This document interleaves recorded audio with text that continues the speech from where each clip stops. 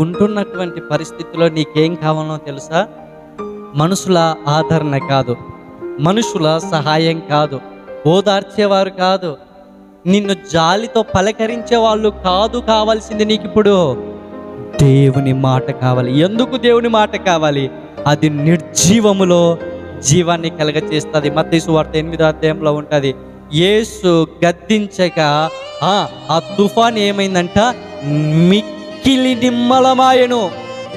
నీ పరిస్థితి మీద యేసు ప్రభు యొక్క మాట గద్దింపు కలిగితే నీ పరిస్థితులు, నీ శత్రువులు, నీకు వ్యతిరేకంగా ఉన్నటువంటి వారు, నీకు అపోజిషన్గా ఉన్నటువంటి వారందరూ మిక్కిలి నిమ్మలమైపోతారు. నీకు కావాల్సింది ఎప్పుడు ఏంటో తెలుసా? దేవుని మాట, దేవుని మాట, దేవుని వాక్యము, దేవునితో నడవడిక, దేవునితో నడుచుట నీకు కావాలి. దేవుని వాక్యమును హృదయములో ఉంచుకొనుట కావాలి.